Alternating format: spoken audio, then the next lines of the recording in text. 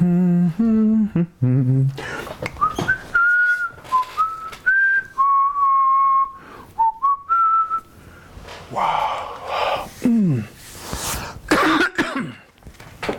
All right, everybody.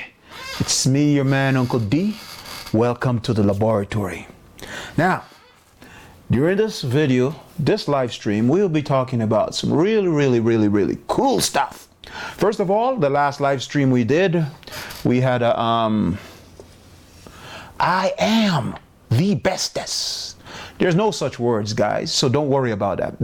These little distractions are here just to get to my haters. I have a lot of haters. Now, if you are good at your craft, you will have a lot of haters. And as usual, guys, I have to wear shades because, hey, you know, your man Uncle D used to be a bad boy back in the days, you know, and we were over there in the deserts and all that crap. Anyhow, now for today's video, for today's live streaming, we will be, this is why I am the best. By watching my videos, you too will become the best. Now, I kind of sound kind of crony, right? So I brought my haters helmet.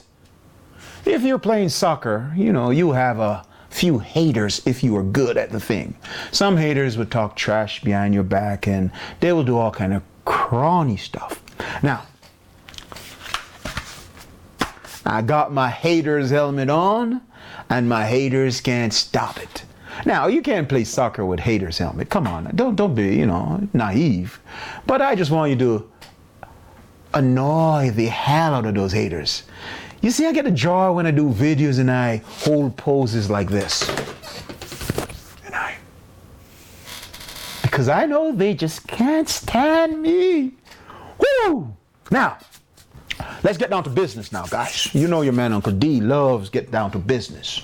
Now, in today's live stream, we'll be talking about some really cool soccer stuff. Stuff that will help you to become a better soccer player.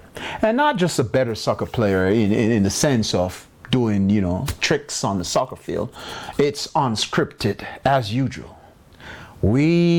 I don't have any notes here. These notes are not for this recording. These notes are here for something really cool that is for you. And in the next 2 days, I'll be launching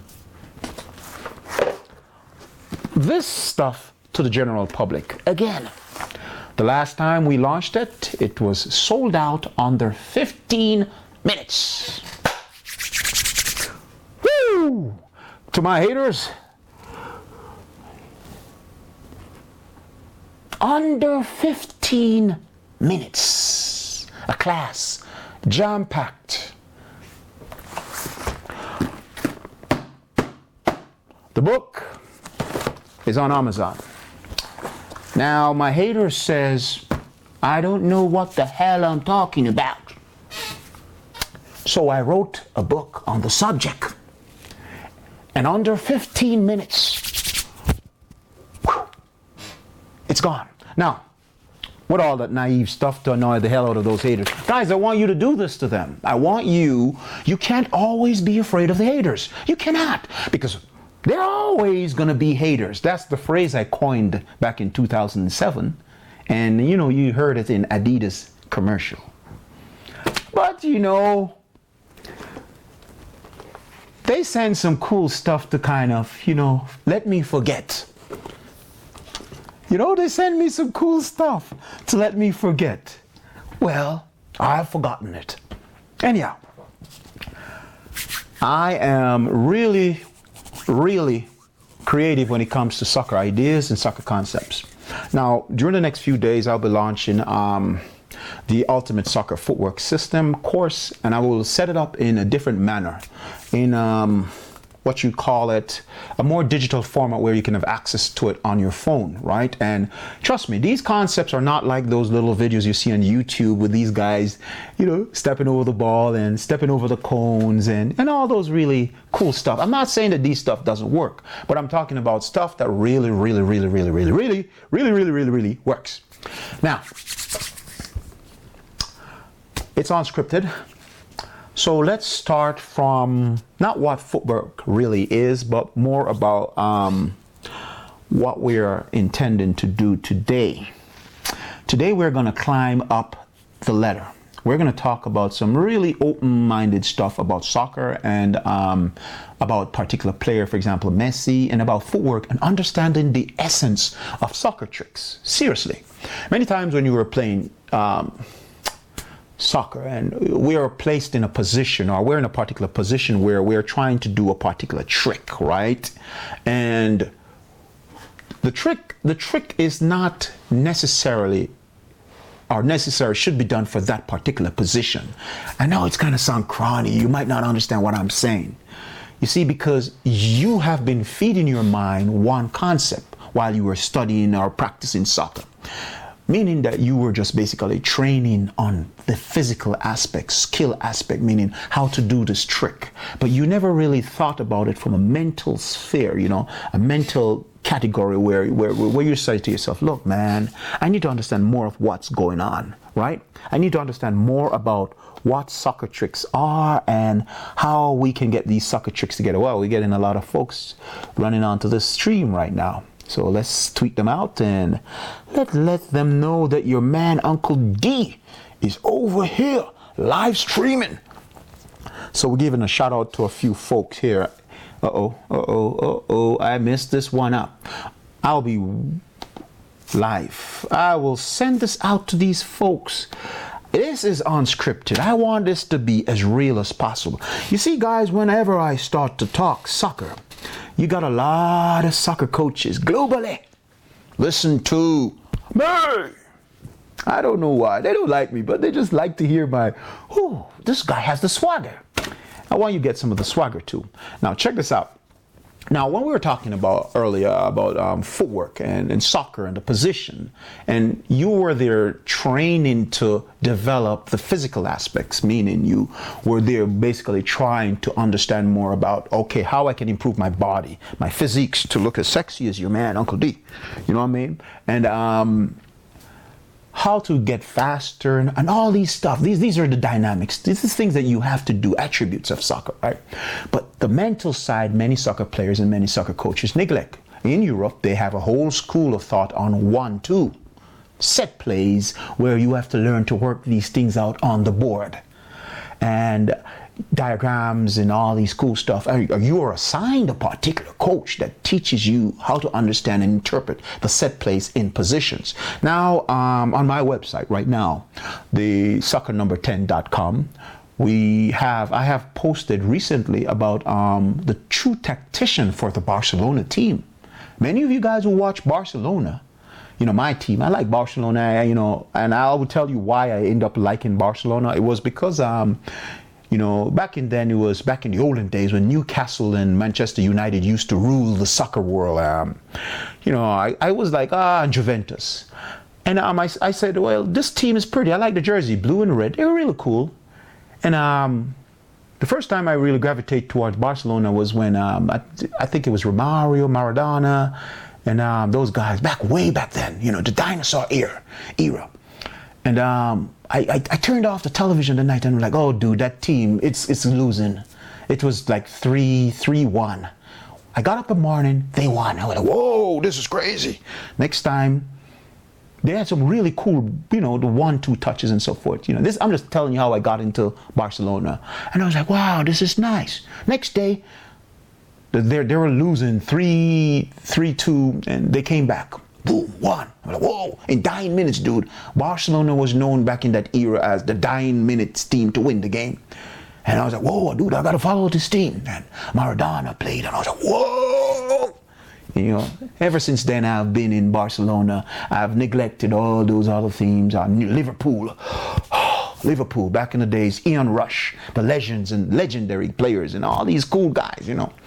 So these players kind of help you to see, you know, what's going on. But what I'm saying is that the tactics of Barcelona ball game and how they dealt with pressure, all these things are choreographed. You know what I mean? They have players or coaches, tacticians, strategics, players who give the players strategies, what to do. When you see Messi playing and dribbling through these areas and doing these little cool stuff, and then Iniesta and all these guys, and Suarez and Neymar, and these set plays, these are all set plays that they have been practicing mentally. They have been working on these things in the strategic rooms where the strategists just come and tell them. I want you to go to the site, soccernumber10.com, and I want you to stroll down and you will see a particular picture of Xavi and Neymar and what's his name, Messi, Lionel Messi, when the coach is actually telling him what to do. And the strategist is telling the coach how he wants the layout of the field, because it is important. So many of you guys don't know this. Some of you just say, whoa, Messi is just, wow. Yes, Messi brought natural talent to the table. Of course he did. But he still needed someone to lead him, to tell him how this game must be played.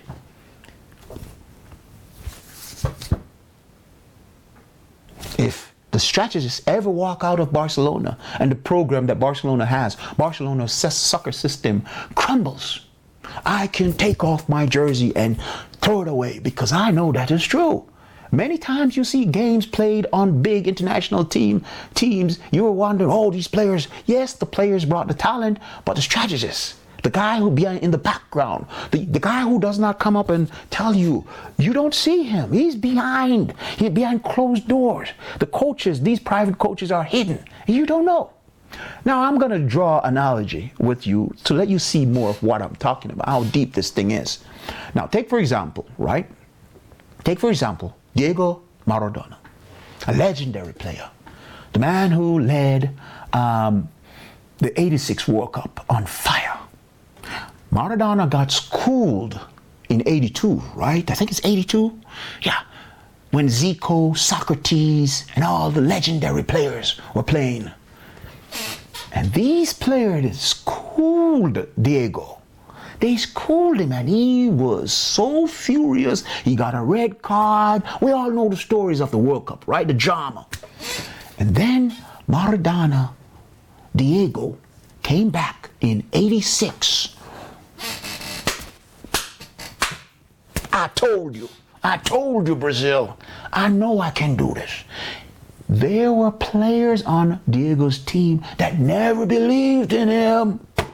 There were haters who would wish Diego would just fall on his own sword and die. When you become a strong number 10 and a leader, you will have a long list of haters. They will be haters. I think it's time to put on my Kevlar. There will be haters. Once you're like Diego Maradona, what he did was phenomenal in '86 World Cup. Phenomenal. But what happened? Why didn't he do the same thing in '82? What happened? What happened? What was different? What did he do different this time? Let me get you guys to understand what changed in Diego Maradona's soccer life. After Maradona got his ass kicked and he felt that he was robbed by some of those crooked-ass referees, we all know that that thing was all rigged up. But anyhow, they are mad at your man, Uncle D. So when I wrote in the book, Soccer Number 10 Blueprint, I told you that they will be caught. That book was written from 2005 and in 2007 published. And we caught one just the other day. Fraud in FIFA Federation on bank accounts being paid and money being wired to coaches and blah, blah, blah. This was written from way 2005. Now they got caught in 2013, 2012. But Diego Maradona, what did he do this time differently? Was he running more in the rain? Was he in the mud? No. When the student is ready, the teacher will appear. Say it with me. The coach will appear. Maradona was ready this time. He was angry. He felt robbed. And he wanted to prove a point. He got himself a whole new team. You know those chess players, all chess players prepare for a tournament or the grandmasters and all that. They get all kind of guys to come and help them, to build a team, to do research for them. So Maradona got himself a new team. A physical fitness trainer, a strategist, how to help him to coordinate, even though he had all these natural talents. He got himself surrounded with a group of new teams. And the management said, look, we need to get him ready. Day and night, plyometrics, cardio, exercises, eating right. Maradona worked his ass off before 86. We all saw the event.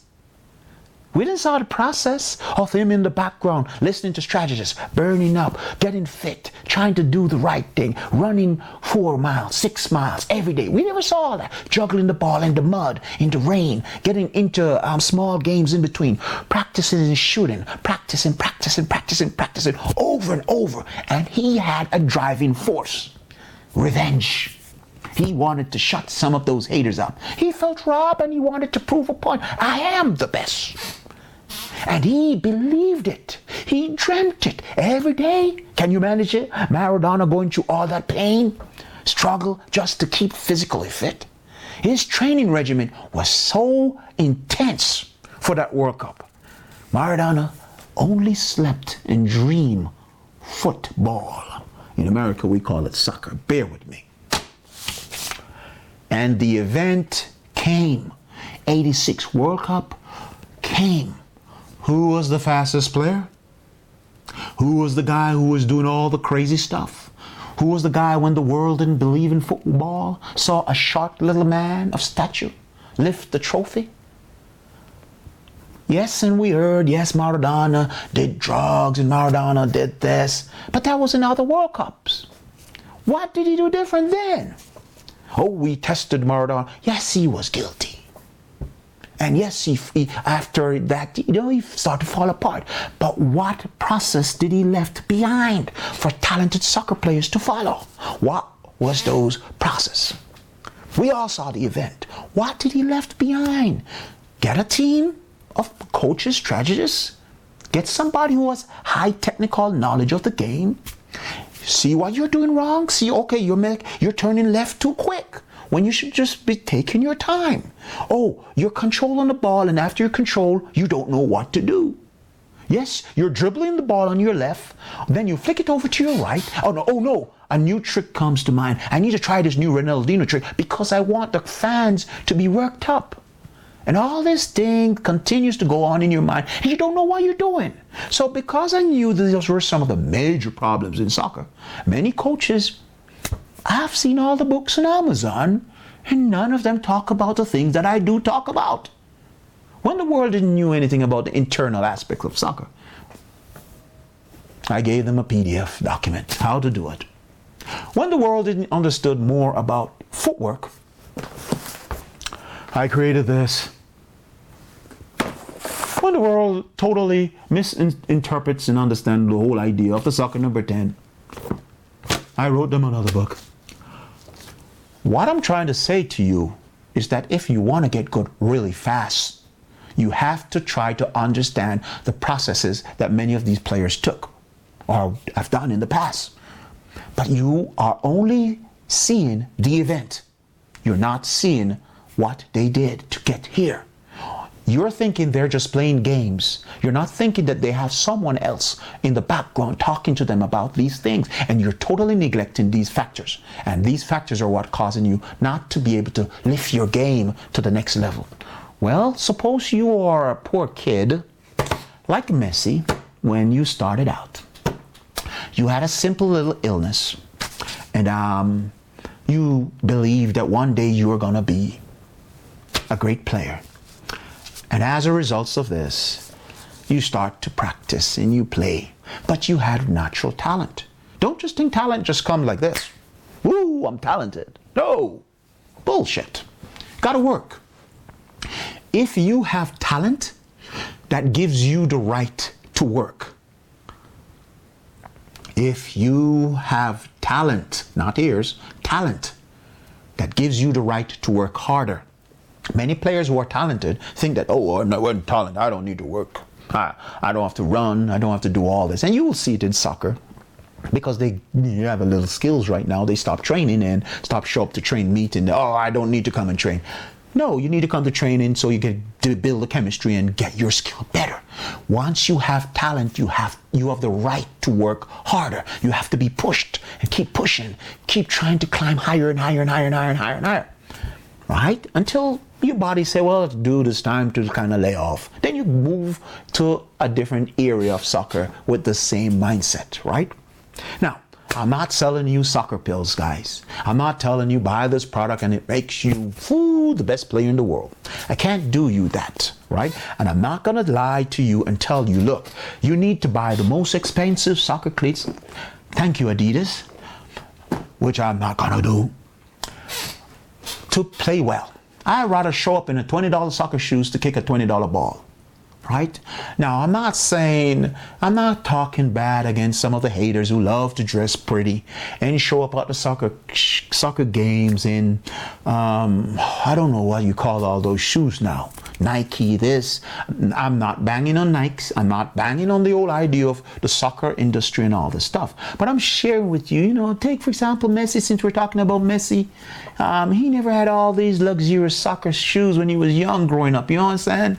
But he still used what he had, and with the problems, and the coaches believe in Messi and they kept pushing him, and Messi family came around and started supporting him and say, but Messi, we would want to buy you the soccer shoes, but Messi, we don't want to lose the light, son. Okay, mom, I'll play. Messi felt the compassion within to try to play, because in Argentina, they would train the kids believing that, look, the only way out of poverty is soccer, and soccer. And if you're talented, you got the right and the privileges, and you can see all these things that I'm sharing with you. All these things within Messi. I mean, can you imagine growing up within Messi era? Can you imagine the young kid growing up, running everywhere with either a soccer ball, socks, something resembles soccer? We all see the event. None of us see when Messi was running, doing all the junk. We all see the event. But Messi stuck it out. Messi had illness. Messi fought, went to trials. And players, as usual, he was short, not so tall and all that. Can you imagine them talking all the trash to this short kid? Oh, you're not going to be anything. Some players who knew Messi was talented, well, literally had a little hate on him, tried to hurt him in training. I can guarantee you these things. I don't even have to ask Messi these questions. These are typical things of everyday soccer scenario. You're a great player, you're talented, you're going to have people who are just going to try to lay you out on the soccer field. Messi stuck it out. Messi held it. Messi was poor, he didn't have all these pretty stuff. But look at Messi now. He fought, went to Barcelona training camp, right? Parents, family, they did everything to get him there. Coaches did everything to get that young there. If you're a prodigy, everybody's going to come around and try to help you out. Don't worry if you're poor. Just love the game. Practice every day. Keep at it. Fail forward. Keep pushing it. Messi had this urge. He had to try to help his family. He was sick. He had to win. He had to push. He had to fight. Okay, let's say Messi said, Mom, I'm tired of this. I'm not going to do this. I'm quit. Would we have ever seen these games? Nope. Would we have ever seen Barcelona? Have ever seen Messi? Nope. Messi would just be a normal kid playing ball, just like everybody else. But Messi believed, and he fought, and he kept pushing, and he kept pushing, and he kept pushing. He never quit. He kept failing forward through the injuries, through the struggles, through the pain. This young man stood out. I know it sounds odd talking about Argentina when I'm dressed in Brazil outfit. Should be talking about Zico, similar story. Should be talking about Maradona. We should be talking about Pele. Similar story. Zidane. Similar story. Without the illness, right? But these guys took it out. They fought. Everything crumbles around them, but they kept the ball close to their heart. This is an orange. They kept the ball close to their neck. This is an orange. They would dream and sleep it. When they're not playing, they're playing here. Can you imagine if Messi had quit? Would we have ever seen many of these new stuff, these new soccer cleats, these new products? No. Would we have ever seen Messi on FIFA? No. Would we have ever seen Messi? Messi! Proud of him. You gotta love a guy like him who struggled through all this crap and stuck it out. You have to love him. He was just trying to prove them all wrong. Messi, legend. Messi, a kid grown up into a man with a big dream. And you have to love it. A Cinderella type story. Poor poverty into this beautiful thing in soccer. It's beautiful.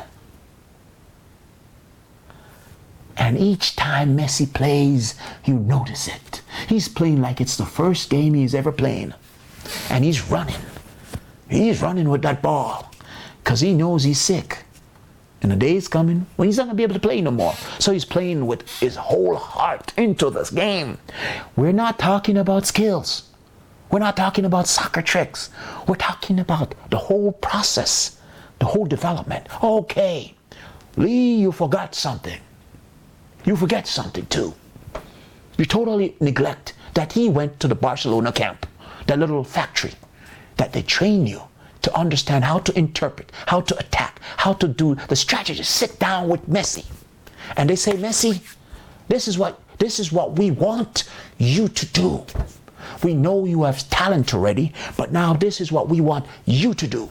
We want when you dribble down on the right wing, as you reach at the edge of the right wing, which would be the left wing, viewing the soccer field, from the goalkeeper, your opponent viewing the soccer field. Guys, you have to understand the technical aspect of what I'm sharing with you. You're on the right wing, your right wing, and you're going down.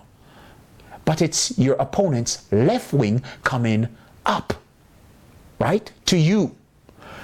As you reach the edge of the 18-yard box, that corner, we need you to cut in at slight 30 or 45 degrees angle and drift across the goal and attack to the penalty spot. If you should crack a shot, try to use, which foot would Messi be using? A typical left. Swerve the ball to the far right post. And I know many of you guys will not be understanding what I just said. So let me break it down so you understand. Once Messi dribbles in and he's going towards the penalty spot of his opponent, and he takes a left foot shot and swerve to the right post, I'm not talking my right. I'm talking my opponent's right, which would be my opponent's, which would be my left, viewing the soccer field. So when you see Messi takes a left foot shot, you're like, whoa, it's a left foot shot on goal to the left post. But to the opponents, it's a left foot shot to the right post.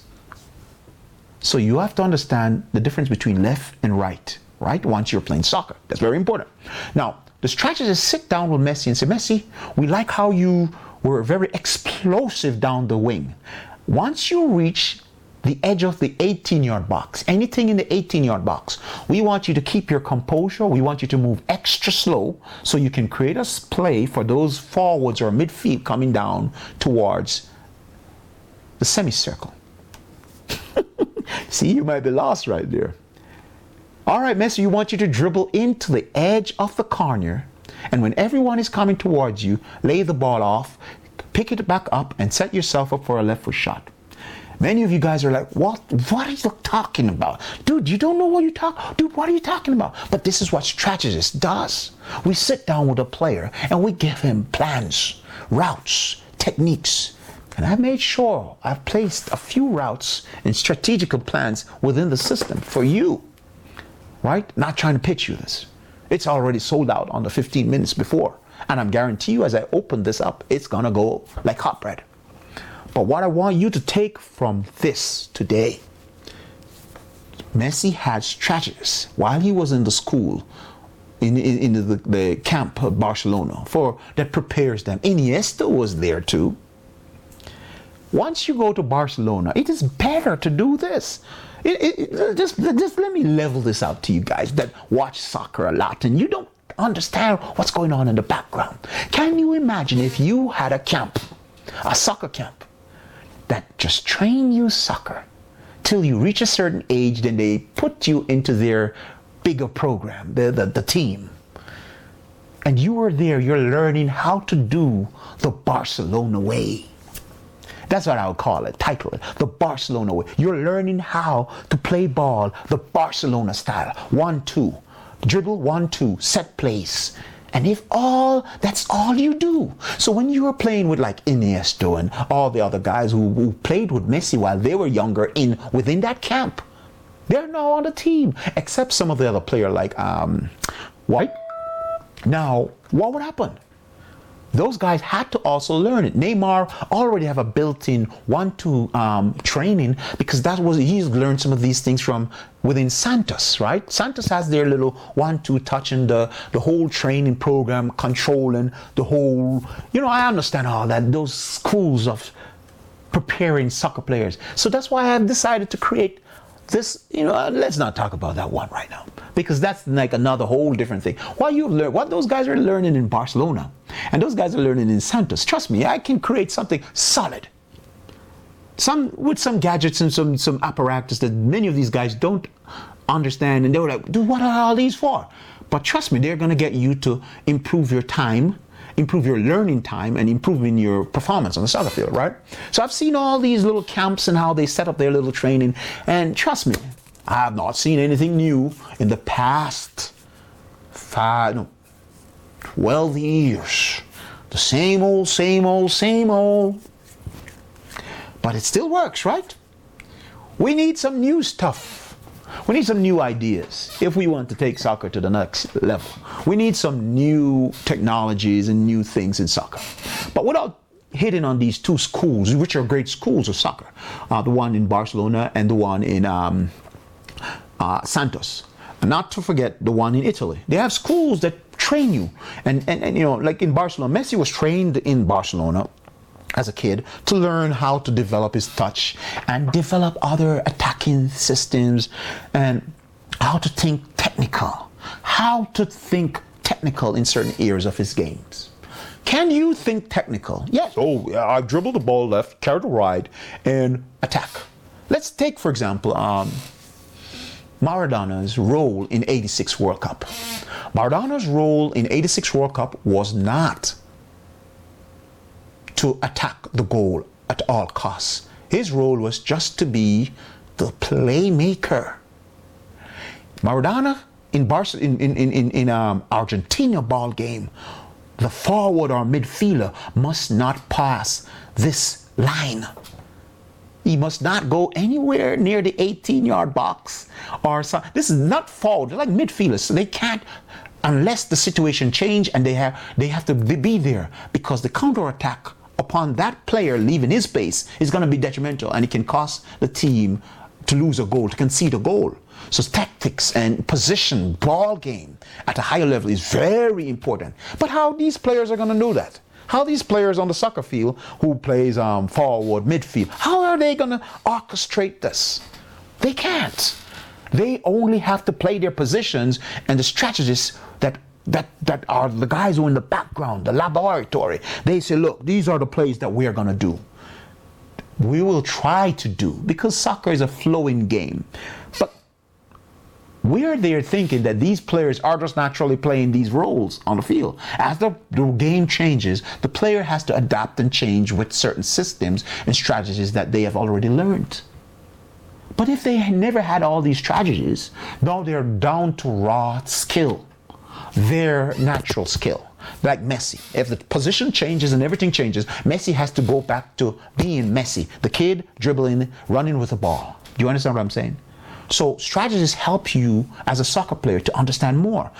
Can you imagine what would have happened if you have learned strategical thinking so you can become more technical in your mind? So whenever you're playing the game, you can see the plays and see the attack. As you start to get good at soccer, you'll notice that you can see the play coming. You'll see some little forward coming down trying to do step overs, and you just throw the ball because you're like, I've seen that before, youngster. You're telegraphing everything that you're trying to do, and I've seen a lot in soccer, so I can tell you and understand what it is that you're trying to do. Once you are in the areas where you have a strategist and some guys behind you telling you, look, man, you were running good. Well, actually, and we can improve your explosive nature. So when you take off, you're faster. I want you to notice Messi. Notice Messi progress. Once they found out that Messi was really fast, they want to enhance it. So they will bring Messi to the gym, and Messi had his own trainer. I'm not talking about trainer to lift weights now, guys. We're talking about cardio and plyometrics trainers who work on the areas that Messi needs the most and try to develop Messi's speed counts. So when Messi's running, he's explosive. You notice Messi beating those defenders. He's like running past them like nothing happens. And you're there like, whoa, dude, what happened? But Messi has gone through this particular training. Now, this brings us to understand some of the things that I'm driving at throughout this video. Since it's unscripted, guys, we're just freestyling. When you're playing, right, and you're playing the ball game, it's very important for you to understand that, look, you need to develop your technical understanding of the positions, and you need to understand whenever you start to try to do tricks and stuff like that, the position might not even require a trick, and you're there trying to kill yourself. Now, we talked about Messi. We talked about how many soccer players hate the process but loves the event. They would rather be the great player without working to be there. They've never had done 10, 20,000 hours of training, and they want to be a superstar soccer player. That's some bullshit. You just want to buy a soccer cleats and dress pretty, wear a number 10 and say you're the star, and you never started the process over here. You never got the training. You never went out there in the field. You never did some of these hardcore work. But you want this event, the trophies, the accolades, the number 10 jersey, and you want to be the star player, but you never worked at it. That's bullshit, honestly. And I've seen many soccer players trying to do this to rob players who are working. Now, you might be working in this area, in the process stage, and it's not so great because it's hard, it's long, but you need to get it done. You need to do the ab workout. You need to do the running. You need to do all these things so that once you reach the stage in the event is the event. Many soccer players just want to be in the event where we are the star player, and they never want to go to the freestyle training. They never want to practice the run, the lap to build their stamina up, to work on their kicks, their shots, the control and mental thinking. They just want to say, okay, let's go buy a pill, the event, and we're star players. That's garbage. That's not soccer. So let's say you take Messi and place Messi into the scenario when Messi was young. When Messi was like in his 10 years old or 14, Messi had gone through the process earlier. He was playing soccer every day. He had his soccer ball with him. He would be walking with it, juggling with it, do anything with the soccer. Anytime you would see Messi, Diego Maradona, Pele, Zidane, and all these top players, while they were kids, they had a soccer ball. Now they trained hard. Then Messi now got skilled and he got moved into Barcelona's training camp, right? And in the training camp, they taught Messi individually and collectively with other players. Iniesta and some of those other, Xavi, were actually there in that camp with Messi while Messi was young. They were all training during those time. And Xavi actually graduated from the camp to the real team. And Ronaldinho and Xavi and all these other guys are old players out of the camp. And then Messi, who was a young prodigy in the camp, moved out of the camp into the real camp. Once he left the process stage, now he's in the camp, Barcelona's training camp for kids, right? Messi was assigned his particular trainers. Messi was assigned his particular strategic thinkers and attackers, strikers, and they taught Messi everything they knew about striking, attacking. Messi was probably even assigned a left foot player who was very skillful with his left foot to teach him how to flow, how to dribble, and how to attack. Then Messi was also assigned his own gym coach, his own. Do you understand what I'm saying? These were all things that were done. Now Messi graduated from the process stage, and now we're seeing the event, the ball. We're now seeing the trophies. We're now seeing the limelight that Messi is in. We're not seeing the hard work. And many soccer players would just say, oh, dude, thank you. We don't have to do the hard work. Let's go buy a soccer cleats. Let's go watch a video on YouTube and say, oh, we're the star. And let's go do the training 2 hours. And now that's it. We got it. Now we are star players. And they go out there, right, in their own games, in their leagues that they're playing, and try to dress nice like, soccer players and have the swagger. And when they're out there, they can't live up to the number 10 that they're wearing. They can't live up to the expectations that the crowd wants. And they just crumble. Why? They never had process. They never had the determination, the drive. Now they can't live in the event because the event is going to contradict them. Look, dude, you're lying. You're not a good player. You've never been out there. You never ran with the ball. You never take on 3 defenders. You never take on 4 defenders. How are you going to come and try to do this? It's impossible. So they say practice what you preach. Now I'm not going to be here telling you guys, and I've never done it. I got scars. I got trophies. I've got cut down many times by soccer players. Some of my haters, let me put on the hater cap now. My haters. Hater helmet. Haters can't attack my brain because I got on my helmet. They hate me every day, but I got on my helmet. Now what I'm saying to you is there will be haters. But if you want to get good, you got to understand the process. Got to go to training. And you might be training and doing stuff that's not really good. So here's what I want you to do for me. Within this video, right, I want to share with you this thing that is coming out soon. There's a link, the TUSFS, right now. TUSFS.com. When you click on it, there are 4 cool videos right there. The TUSFS, let me put it in the comment section so you guys can see it. TUSFS.com. I want you guys to go there. And I want you to actually check it out, right? But before, I want you to understand that these things are very important if you want to develop as a soccer player. You got to get these things down. You have to understand, there was a saying, it was by Michael Jordan. I mean, I did a video and I said, I think it's called I Am the Champ. It's in my channel.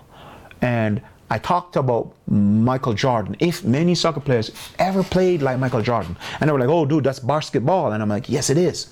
But if we have ever channeled the energy that Michael Jordan, 23, right, brought to basketball and channeled this energy into soccer, dude, can you imagine the drive? The energy level that Jordan brought to basketball. I'm not a basketball player, guys, but I'm just sharing with you. Messi channeled some of this energy, and not from Jordan. I mean the same process. You understand? The struggle, the hardship, the being cut off the team, the type thing, and I need to prove them wrong type thing. And then Messi channeled this energy, and then it pushed them real hard. And then Messi started to push and focus. And he tried, and he was just trying to prove them wrong. Jordan, all day long. He would do a lot. He went through the process, hours, right? Then he fulfilled that gap. Now, with that said about the TUSFS.com, guys, I want you to go there, watch those 4 videos, and you will see some real cool stuff. Now, let's talk understanding some things about soccer. Understanding some things about what you do when you're on the soccer field. Now, Notice I'm spending some really high quality time with you on YouTube and wherever you're watching this from, soccernumber10.com or wherever. But I want you to understand that, listen, somebody got to do this, right? You want to get good and you're trying everything, right? You might try to buy expensive soccer cleats, which I don't do. These are all gift. Thank you, Adidas. Now, they're not expensive. I tested this Sunday. It's called, you guys should know if you're a baller what this is, right? Copa Mundial. It was very impressive. As I said, once you start playing a lot of soccer, you're going to start to feel pain across here in your foot, right? Your feet, actually. The Copa Mundial is broad-fitted, soft, good control. Only problem I see with them so far, the inner, a little bit tough, but it's understandable. Why? When it's hot, it's okay. The studs are not too tall, so you can grip the ground perfect. You can go under the ball and scoop the ball over your opponent's head. You have cushion right here, soft cushion, to trap the ball. The only fault and problem I found out with this, when I tested it, I missed two cool bicycle. It's this tongue right here. Probably I'm gonna cut it so it's not there. Because when I'm trying to catch the ball in my instep, right? The ball is here. Let's pretend the orange is the ball. It's right here. The ball rolls up right here on the tongue, right? And I can't have the ball in this area like I try to chop it. I can't do that because of this tongue. So what I might do is just cut the thumb. Cut right here. Just cut this off so that once I chop the ball, it doesn't roll up. And it's very important. The cleats is, I'm not sure what it costs, but I'm assuming these cleats probably in the hundreds or 200, I'm not sure. But what I do know, it's comfortable. I went under the ball, scooped the ball over my opponent's head, real easy. See, this curve right here does that. Now when you're buying soccer shoes or cleats, it's not colorful. It's not pretty, right? It's not all that colorful. Don't I look under the radar in a cleats like this? Oh, I'm not pretty. I'm a talented player, but I'm not going to try to show off to you and let you know what I'm going to do. You know my intentions already. And then you're going to try to hurt me because I'm advertising my expensive $400 Nike or my $3,000, I know, bullshit, right? Soccer cleats. But I'm under the radar. You're not going to know what happened until it starts to happen. The cleats was very, what was interesting about this was that I could flick the ball easy. It had a little weight, just a slight weight. And it's 100% leather. And it was solid. When I drove the ball was singing within there. And I was like, interesting. Now, what's going on? There are a lot of soccer cleats out there, but the problems I'm hearing so far is that once one of these studs are broken, that's it. It's once these studs are gone, one is gone, it can give you some problem. But it still felt great. It still felt great, right? Now, I want to share something else with you that I found out. Now, since we're talking about Messi, thank you, Adidas. You got some cool shank guards, right? And the shank guard comes with that little thing that you just put them down in that little thing, the socks. And normally, I would sweat right here. Let's show you. I think I have a Nike one right here. Here's the Nike one, right? Look at them. This is the Messi, Adidas Messi, and this is the Nike, right? The Nike had the grooves right here so that you don't sweat. Many shank guards you'll buy you wear them, and I hope you can see the grooves are within, right? I try to turn sideways so you can get a better look at it. Now Messi's has the straight groove down, so that the little hair can actually run through your little legs right there, so you don't sweat in the shanks, right? Now what's happening? Weight. Really light. Which one of these do you think should be heavier? This one or this one? Let's compare them. I don't have a scale right now, guys. This one wins. This one is heavy. Can you believe it? This is smaller in shape, right? But this one is heavy. This lighter, sorry. This one is lighter. Now, you are a speed junkie in soccer. You're a striker, you're a forward, or you're a midfielder. Which of these would you want? Picture the weight now. The shank guard, the socks, then the soccer shoe. So you're trying to get light-weighted so you can run and last longer, right? You don't want to be out there in heavy soccer shank guards. Now, I had these. These are lighter than the Messi's, right? These are lighter than the Messi's. I'm not even sure if they make this brand still. I'm not sure. It's light. It's very light. You know, when you're a fast runner, you want light, but look at this. See? Look, I'm gonna miss here, right? If someone should step in my shank, look at this small area.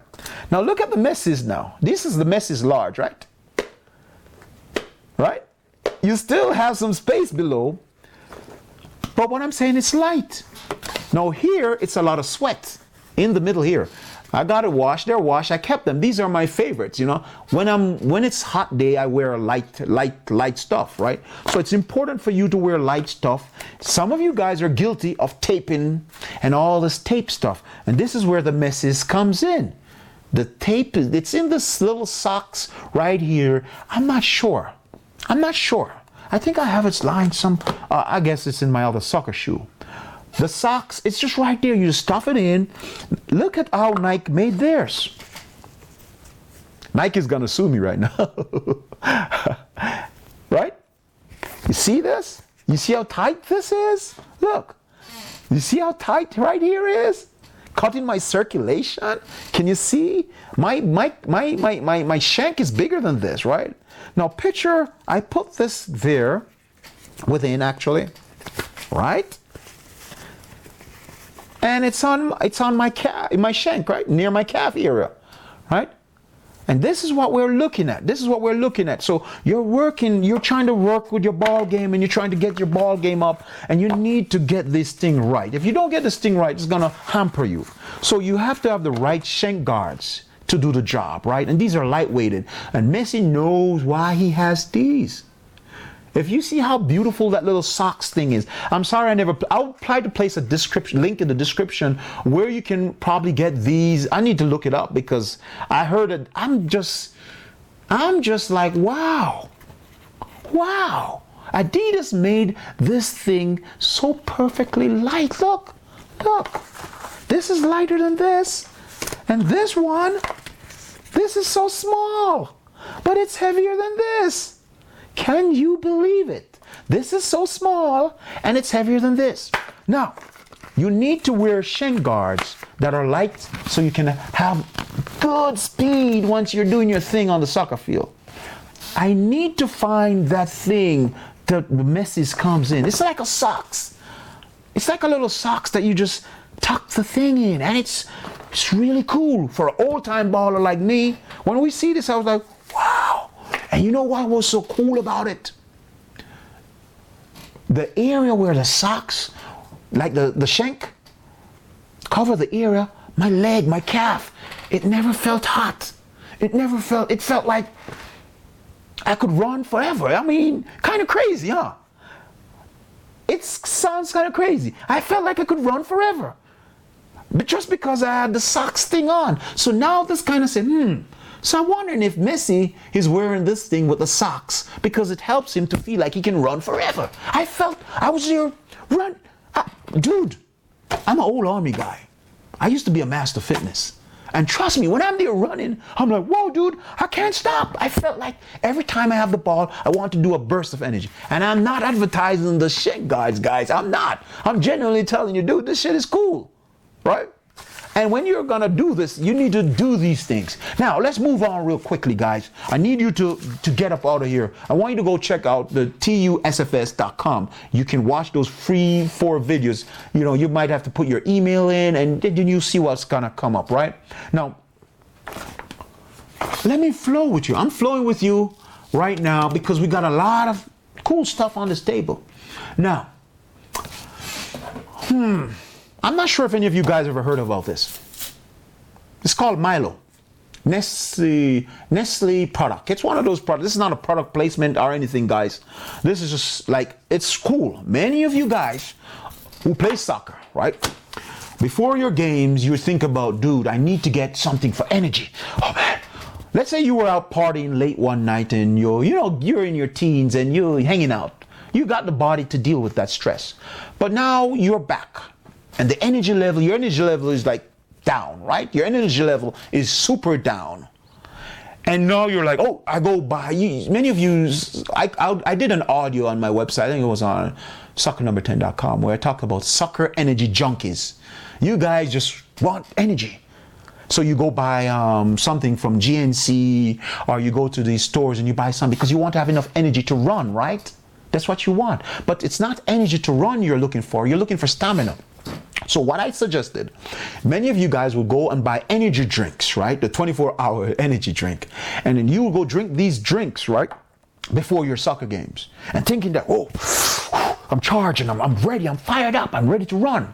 But what you're doing is, you're also killing the stamina that you have already built up over the past few years or months training, right? You drink these energy drink, right? And then now your body's thrust into this new environment. Picture it. During I think it was 2010, before a lot of soccer players were starting to die on the soccer field, they just collapse, heart problems or stuff like that. And you were like, dude, why soccer players are just dying? Many of these soccer players, right, trust me, they're just drinking stuff because they want to have energy before the soccer game. That's understandable as a soccer player. We want to be able to move fast. We want to run longer. We want to do this thing. So we have enough energy to do our tricks, right? But some of them started to drink some of these little protein drink, like I think it's the Lizard on them. I don't want to call names, guys, you know. And they have a lot of energy drinks out there. You pop a few and you go run. And your body is now thrust into this new environment. Now you can't think straight.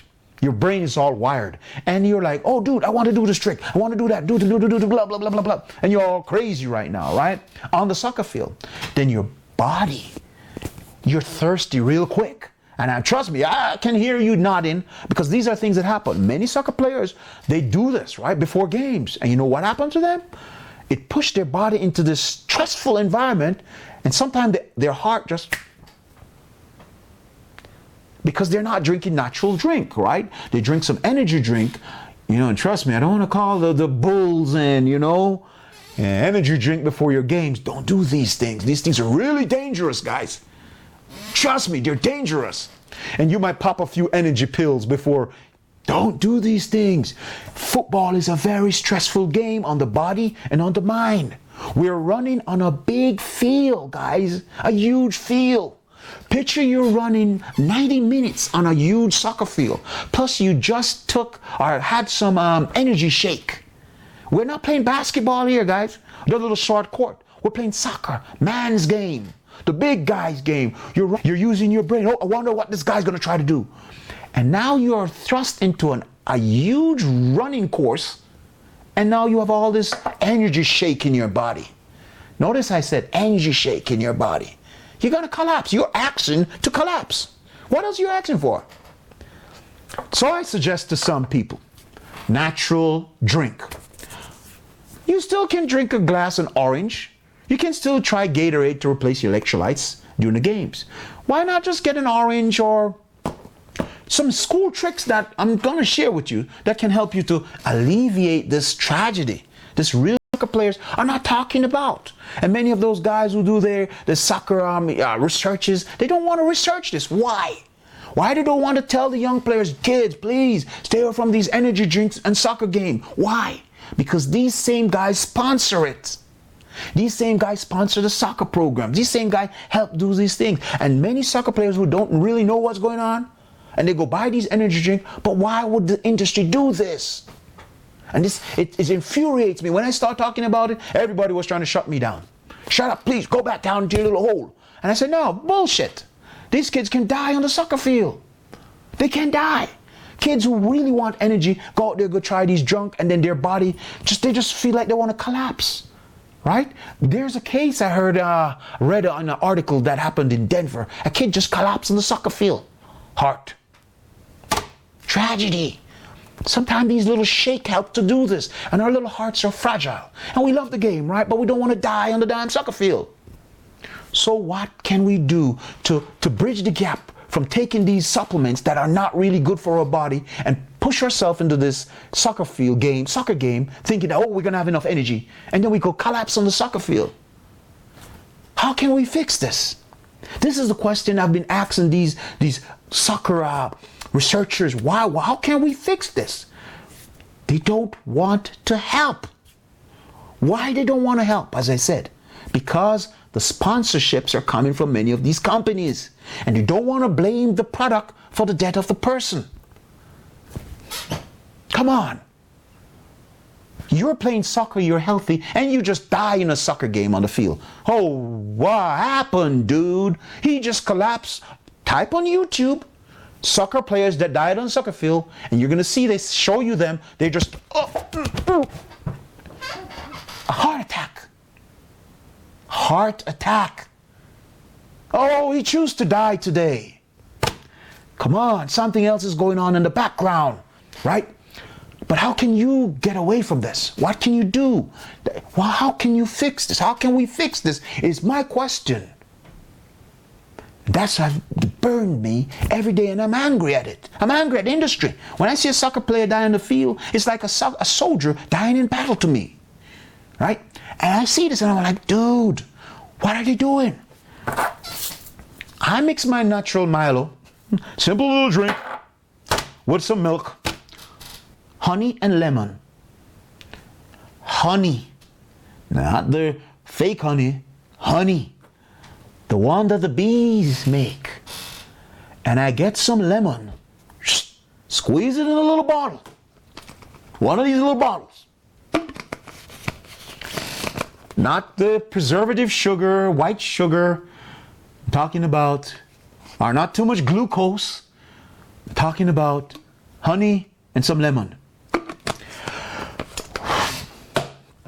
Or I'll drink a little Milo, the food drink of champions. I'm still here. I have enough energy when I'm running. I never took anything else. Did I say go and buy a muscle shake at GNC, or did I say anything else? Did I say anything that got you stupid? No. A ginger. You ever play soccer and your mouth just get dry and you're like, did you know that a small piece of ginger, just a small, ginger, those little thing, you cut a small piece, you just go like this. A small piece of ginger, the thing that grows from the earth. You can buy them at your local Walmart or your supermarket or the market. Go there, a small little piece of ginger, and put it in your mouth. Drink enough water before your game. And do you know that that small piece of ginger tricks your saliva to keep your mouth water so it does not get dry? Trust me, you're there running and you ever play soccer and you don't feel your lips? Your lips are all dry? Your tongue is all dry? A small piece of ginger. Just a small piece. I'm not talking about a big box or bar of ginger. A small piece. Or this thing called nutmeg. Nutmeg. Not the one that you do when you throw the ball through the person's legs. A small piece of nutmeg. Those things that you guys might call it cinnamon here. But I think it's nutmeg. In the islands, they call them nutmeg. You put a small piece of nutmeg in your mouth and it keeps you. Now, you're going to be saying, oh, garbage. Runners, Jamaica runners who are really fast, Usain Bolt, I don't have to ask him. He's going to tell us. Yep. Ginger. Yep. In your mouth when you're doing distance. Just put a small piece of ginger. A natural herb from the ground. It's not sold on the shelves of Walmart. It's sold in Walmart, but I'm not talking pills over the counter. I'm talking about something natural. You cut a small piece, peel the skin, put it in your mouth. Just a small piece. Play your soccer game. Tell me. You're not going to go fall out on me and say, oh, the ginger let me pass out. Right? Sometimes when the game is really hectic, I drink my natural Gatorade. Of course you can drink Gatorade after the game. Replace your electrolytes. And then you place a small piece of ginger or nutmeg, and it keeps your mouth from getting dry. Sometimes when your mouth gets dry, you tend to have choppy lips if it's a sunny day. Now if you're playing let's say you're playing in Mexico, right? In 1986, Mexico, I think it was in Mexico, yeah, it was Mexico, World Cup. Where Argentina, Maradona, it was hot. European players are not going to be able to perform well in that heat, right? But I want you to also pay keen attention to this. Now, back in the days, I used the term, used to hear, right? I've heard that there were, corruption going on in the soccer industry. I used to hear that soccer players would be, drugged up, and there would be, so that they can run faster and all this cool stuff. As I said, I have heard these things, that some soccer players, some certain teams in Europe would give their players these little enhancement drugs in their bodies so they're really fast, and, it can make you feel like you can never stop running. So I heard from valuable sources, right? So we found out that in 86, Maradona, we heard, some people were saying, but as I said earlier in the video, live stream, he went through the process, but things got corrupted as time progressed. But I'm saying to you, there are enhancement drugs going on in the background of soccer and soccer training camps that many of us don't know. So I have heard. Now I have been looking into it, and I'm saying, But if the players are doing this before and then they are tested after and it's not in their system, I better put on my hater helmet. Might get in trouble. So it's in their system before, and then before the big event, it's gone. Why didn't Maradona pass his test? Oh, he got caught. When there were others there. So I've heard. Now let's get out of this. I feel my heart beating and I can hear the judges. But what I'm saying to you are there are enhancement drugs in soccer. Just in any sports. Don't do it. Stay away from it. It's like back in the days, kid growing up in the islands, Jamaica. You had kids who would come and say they're going to smoke their weed before they go play ball. Kids smoking weed before they go play soccer. I'm not going to say I was a third-hand smoker. Those guys would be smoking before we go and play. And I couldn't stop it. You have to pass them to go to the field. Once you walk past them, you walk through this huge smoke and you go in. First of all, when I was a kid, we used to go, I played ball in Trenchtown, Tivoli Gardens, bad areas in Jamaica. Even as a kid, I even watched, what's his name? Bob Marley playing soccer. That's how old I am. Trust me. You can't escape guys who are smoking weed near you and you walk into the soccer. It's just like a traditional thing in the island. But I never ever just going, that's kind of crazy right there. I am not, trust me, I'm not going to lie on this set to cover up anything. I like to be open. I'll tell you, I never smoked the weed before. Trust me, I never had. But I know people who smoked it and they were like, oh dude, my concentration is let me high and whoo, I can play ball, dude. I'm like a kite. But no. And I remember walking through the clouds of smoke once to go to the soccer field. And after that, my brain was like, oh man, dude. They were like, dude, that's the skunk. And I'm like, oh. And ever since then, I stopped going to that soccer field. You understand? Because I didn't want to damage my mind. My mouth felt dry, like I was smoking. I wasn't smoking. You guys might call it I had the munchies. But I don't smoke, you know. I'm just trying to tell you, some of you guys might be thinking about getting high before going and play. Getting high before going to play soccer can get your brain calm, which is what you need as a soccer player. You need to have a calm mind when you're playing soccer.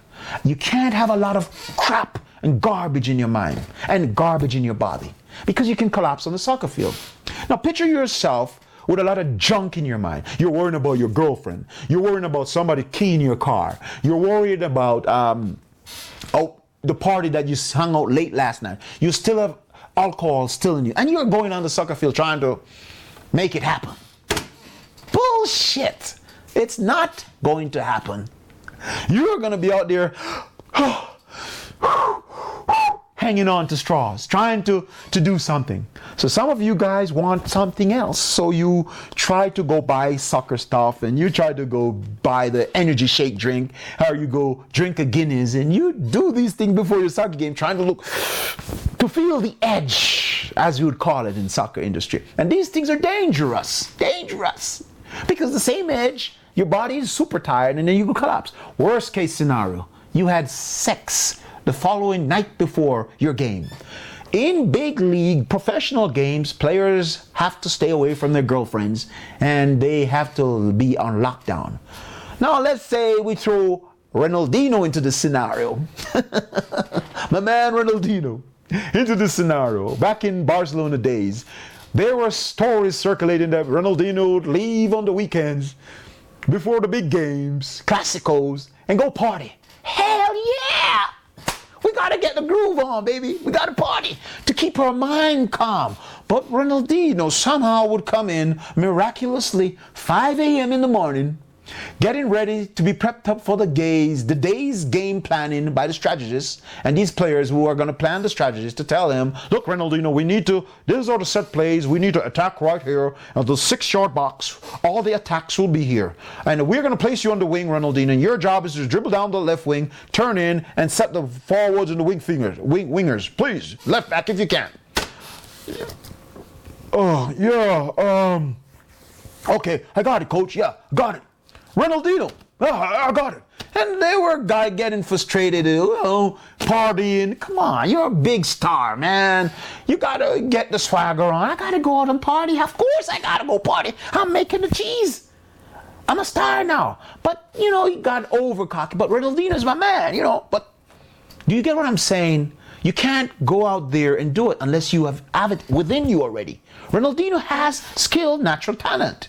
As we mentioned earlier, that if the players are left out there on the soccer field without the strategies and the things that their coaches gave them and the strategists gave them to do on the soccer field, if all else fails, it boils down to natural talent for Messi and other players who are skillful. And this is what I'm saying. Ronaldinho was actually partying and doing his thing and, get tired and, but he still put it together on the game. But as time progressed, you start to see Ronaldinho's getting bagged. Anytime you see Ronaldinho in the games, with the bags under his eyes, he's out late last night. I noticed that. Many of you guys who play soccer, you only see the play on the field. But I notice when a player is tired. Dude, when you're tired and you're playing ball, it's one hell of a thing to do. Trust me, you're running back and forth. Then you're tired and you say, you know what, I'm going to go buy a drink.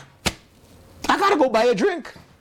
Energy shake or something, because you need to get back the energy that you have lost. Sex, it's not going to happen. You're going to be tired out there. Trust me, you're going to be super tired. You're going to fall out there. How can I get my mind right? It's so many things to put together to play one darn game. Why are my coach telling me all this thing that you are telling me, dude? Where do you get this shit from? My coach never told me, dude, I need to wear a certain type of soccer cleats to go under the ball. I wear Nikes. I wear turf to do certain jobs. But why my coach never told me, dude, your shank guards are too big. Oh, dude, your shank guards are too heavy. Dude, take the tapes off. I'm flowing with you because I want you to get good. I want you to go to the TUSFS.com right now. Make sure you watch those 4 videos. There are 5 videos there because I like to over deliver, right? But I want you to get some things going right now. Now, since we're getting into physical fitness stuff, want to flow with you about something really important. Do you know that you can eat a banana during a soccer game and put the potassium back within your legs and give you back some energy in second half? You notice in the World Cup, Brazilians were all eating banana, had banana actually, 8 banana, 9 banana, 10 bananas. Bad grammars, guy. I told you it's a part of my program. And I'm doing this for a particular reason, to annoy some haters. Now, Brazilians had bananas before their games and halftime. It's something that has been going on in Santos. But you know where they caught on to this thing from, right? Jamaicans. Jamaicans are fast runners, right? Jamaicans are very fast runners. And they found out that in many of the Jamaican trainings, Usain Bolt, very fast runner. They found out that the Jamaicans were eating consumed a lot of bananas. And because their consumption rate for bananas is so high in Jamaica, Jamaica is one of the chief exporters of bananas. In athletics in Jamaica, soccer is like track and field. Right? In Jamaica. Track and field is huge in Jamaica. Who would you want to learn how to run fast from and muscle enhancers from? Well, not Jamaicans, but you want to know how to be fast, right? They would have bananas during their games or before track events. A lot. Trust me, like monkeys out there eating bananas. So if you want to get back a little energy, once you have your Gatorade, second half, bring some bananas with you too. Have one before the game, have the next one in halftime. And watch the new feeling and the burst of energy that you will have. Notice I never said to go out there and go buy this energy shake and to go buy this thing and drink this. I never said that. I said go get yourself a banana. If you can't eat a banana, that means you are not a monkey. That's so hilarious. But what I'm saying is, the banana will help you to do this, right? And replenish back to your energy. And trust me, you will feel the difference. Now, let's get into the mind of a soccer player. This is a very controversial topic. Very, very, very, very, very, very, very, very controversial topic. Without even going into any of my diagrams from the books or whatever, I want to talk with you guys real quick because we're boiling it down today. All this program is for today is to get you guys to understand that there's something real cool going on in the TUSFS.com, right? Into the mind of the soccer player. One of the most troublesome topic in soccer. Coaches are expecting you to show up at your training knowing these things.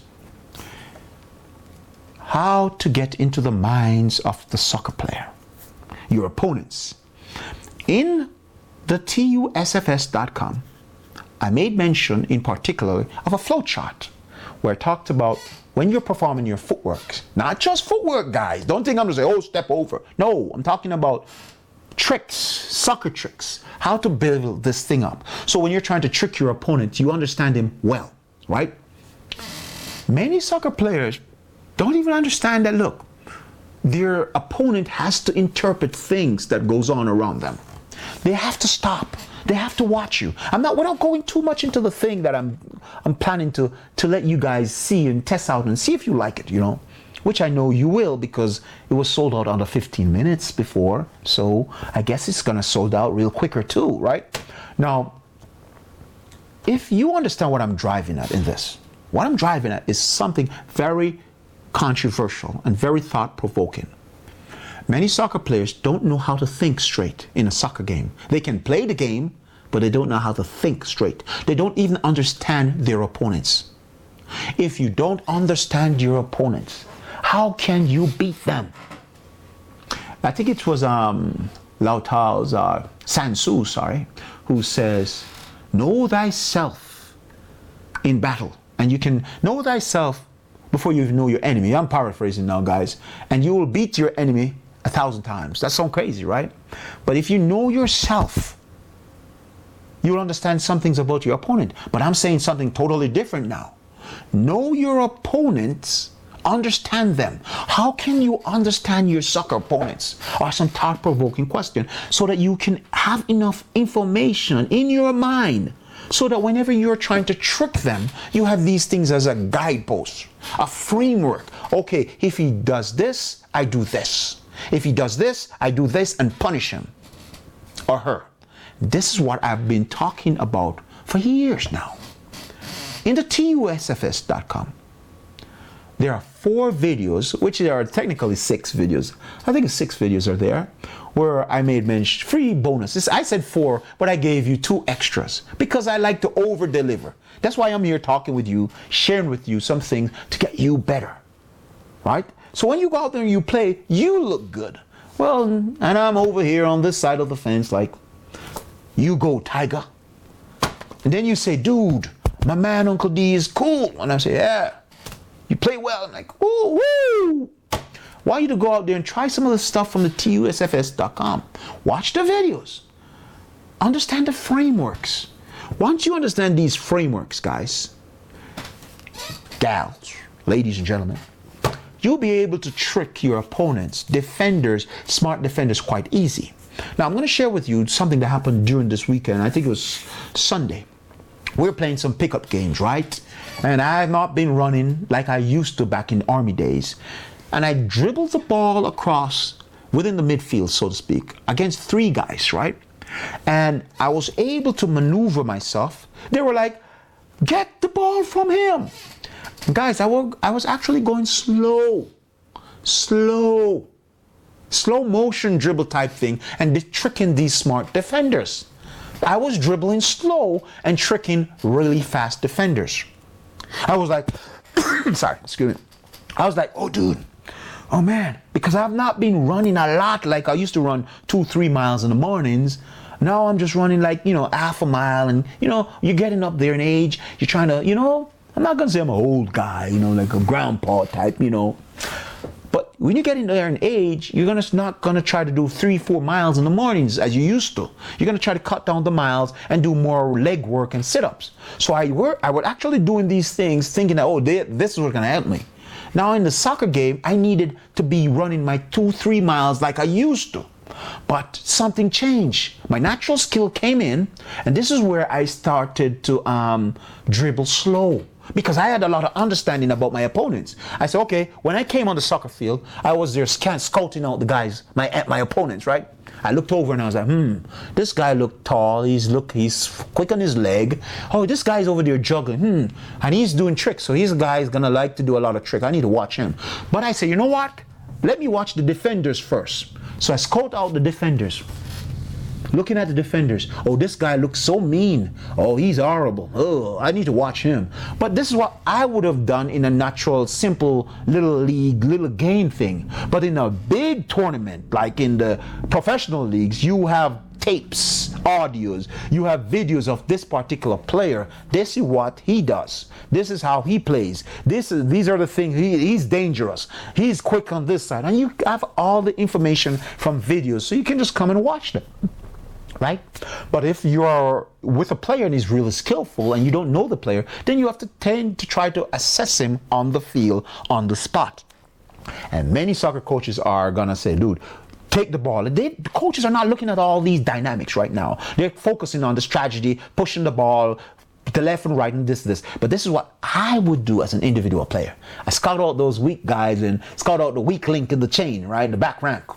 And when I'm about to attack that back rank, once I beat the midfielders who might be quick, and I'm in the back rank. I know how to go by this guy because he's so slow right here, and this other girl. You do understand what I'm saying? So you scout them out before the game. You go out there and you look at their legs. I'm not just saying that's some cupcake stuff, but I'm just saying you're there looking at these guys, watching to see and to assess their reaction time, and to assess these things, and to see, oh, he's fat, he's fat, he's fast on his leg, he has a big tummy, that means he's slow in the center, and all these little things. So you just, okay, armed with this knowledge before the game is vital.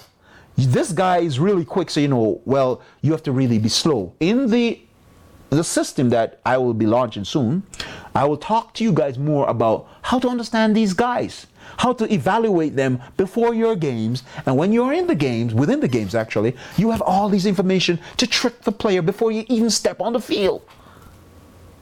You know what he's gonna do. You have an understanding that his reaction time is slow, or his thought process time is slow. Worst case scenario, you meet a player that reaction time is slow and his thought time is also slow. So you just move slower or faster and trick him. You ever play certain soccer games where you just reach this guy and you do a footwork and the guy's still standing there looking at you? Oh, what did you just do a while ago? And then you are gone and he's still standing there like, because you trapped him within the thought process stage where he's thinking, where I'll make mention of that in the system as you get to know more about what's going on. Now, the system is really dynamic, really thought-provoking, really cool. Now, guys, once you start to understand your opponents, their thought processes, their reaction time, are they good balance? How great are their balances? What are these guys good at? Is his upper body, is his upper gait, shoulder, waist, is this too big in this area? Are his legs super big? That means he might be fast. Is his stamina great? Will he be a strong player in the second half? Or after the second half, this guy's going to be weak so I can trick him. So coach, don't put me on first half, put me on second half, please. So I can go out there and trick these guys really easily because they're tired, right? Armed with all these information or armed with a framework to help you as a soccer player to deduce this information before your soccer games will give you an extra edge. An extra edge. Your opponent is fast, his reaction time is fast, you should go faster or slower. Now, I like to dribble slow. It's for a reason. When I dribble slow, my opponents will do one thing that I made mention in one of my videos on YouTube. My opponents will reach out for the soccer ball. And whenever my opponent reaches out for the soccer ball, he's playing into my game. Right? He's into my world once he reaches out. But if I dribble to my opponents, I'm into his world, within his world, because he knows what to do, throw the ball away or to try to push me or sweep me off my feet. Now, as you start to understand some of the things that we blah, blah, blah, blah, blah, blah, blah, blah, here today, I want you to try to get them focused upon within your games. I want you to take some of the things that I've said today seriously, especially about the industry not neglecting the old ideas of soccer energy shake and all these synthetic materials, telling you youngsters out there to use them, and they're not saying you guys should use them, but they're just putting them out there and you guys don't do the necessary researches. It's like saying it's not FDA approved, and you guys take these things and go out there and collapse on the soccer field, and you don't know why you die, and that's very sad. I want you to also watch videos on YouTube right now that talks about players, right, who dies on a soccer field, and you see how tragic it looks, really. And I'm not just saying, okay, supplement causing these things, but these players were healthy before, right, and they just collapsed after. Some flag should be going out, foul play, and we think all kind of crap when it's just might not be foul play. It's just the guy did something really, you know what I'm saying, You can't say you made the product and he took it, he bought it, he never read the instruction. This is not approved by the FDA, and he never did his research to see, okay, this is what it can do to my body. And he totally neglect the fact that soccer is a very stressful game. And these are some of the things that we talked about. We talked about Messi, how important it was for Messi to have gone through the process, how Messi stuck it out. We have gone through that. We talked about some soccer shoes, shank guards, light, heavy.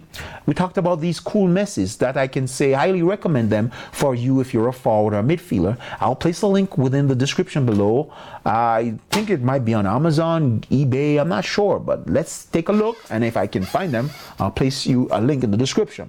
Now, I want you to understand that coming during this week, I'm opening up the door for this real cool stuff right here. Right? This real cool stuff right here. And it's not, we're just going to talk more about this, just this solid thing right here. How you can get your hands on this. Trust me. I know once you get your hands on this, this is half the battle. This manual right now is on Amazon. Right? Now, this is a training manual. The manual comes with the DVDs.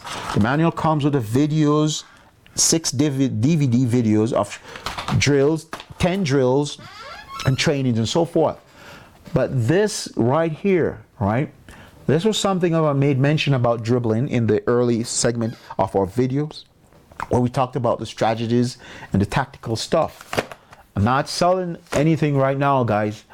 But I'm just telling you, it was a great joy kicking back with you all, talking to you all about soccer and footwork. I hope and trust that I can give you guys some really cool exercises. So if you are like, let's say you're in your 40s or 45 and you want to play soccer, you don't want to go take all these junk out there, for your body. You want to get back your energy. Some of the foods that you need to kind of stay away from, some of those fast foods, they're not really good for your body whenever you're going to play soccer. And even if you're in your 40s or football, so to speak. And types of exercise that I use, and it kept my reaction time high. I mean, there was a time when I literally was in the hospital for like 2 months in an hospital. Injuries, right? And I never had chance to go and play soccer. But when I came out, I was playing soccer. And those guys were like, dude, where you come from? Dude, you're fast. I'm like, dude, how the hell am I going to be fast? I was running. Oh, how are you tricking us so easy?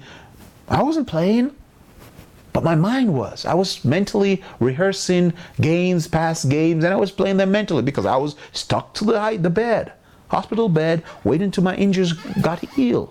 Right? And that's how I played soccer mentally for a while. And I developed my soccer skills basically from the ballroom, from my mind.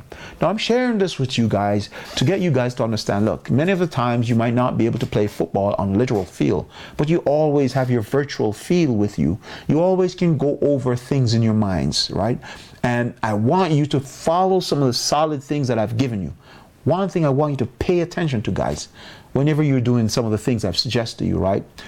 I want you to mentally rehearse many of your games in your minds, some of your errors that you have done on the soccer field. Go over them. I'm not trying to say relive them in the sense of, oh man, I messed up. I want you to relive them in the sense of, look, what if I had done this differently, right? What if I was armed with the ideas what my man Uncle D taught me. Dude, how to evaluate the position, how to evaluate the center line, how to beat my opponent if his upper body, like if he had broken his upper base. Let's say his upper base is all broken. How could I punish him? If you were armed with these knowledge and then you go back into that scenario in your mind and you said, dude, okay, he leaned it that way. I could have told the ball to his left. I didn't saw that. And then you correct it in your mind. And then you said, dude, next time I'm in the situation, I'm going to do this, right? So then you're armed with now knowledge. You know what to do on the soccer field. You know how to understand what your soccer players, your opponents are doing and interpret their body languages and their body postures. And now you're armed with all these know-how and what to do.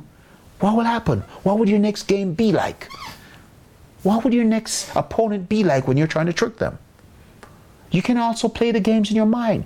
One thing that many soccer players are guilty of, they are guilty of playing a lot of mental rehearsal in their minds of games, right?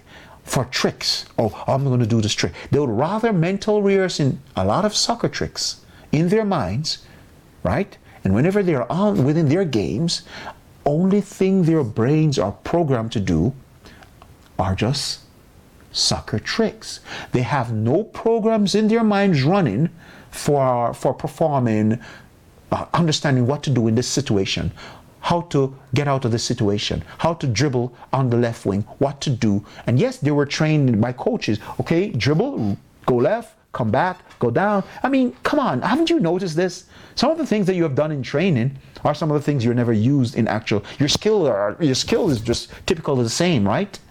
But some of the things that I'm suggesting to you, sharing with you, I even given you diagrams to make you look good and to tell you do these things and you will stand out in your games. By example, we would say in the army. And I'm sharing it with you. You apply them. Watch my videos on YouTube. Watch them.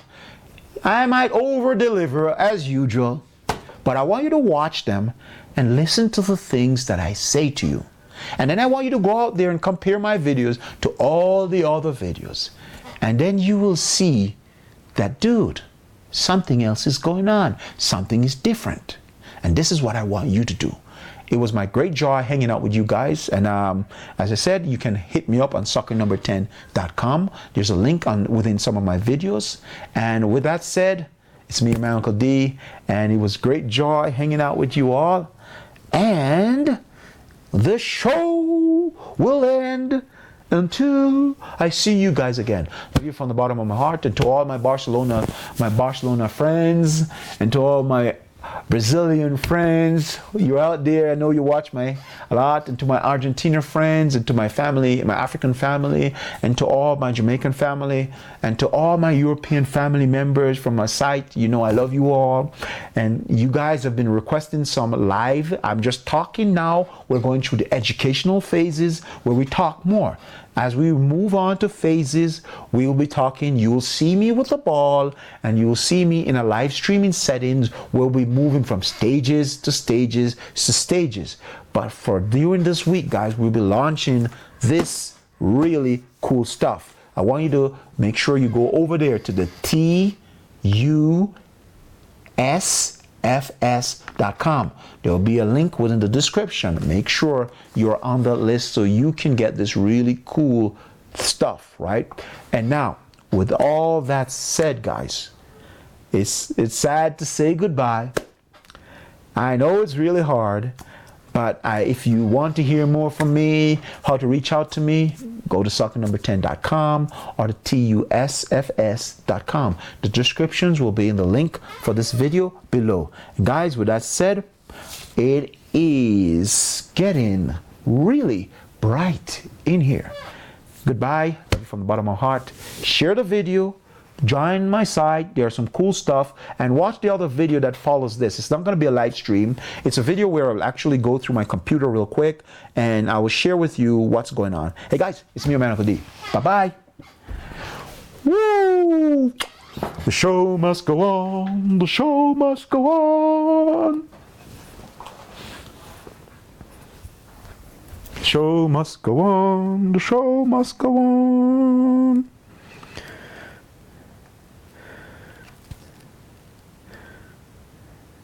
I'm almost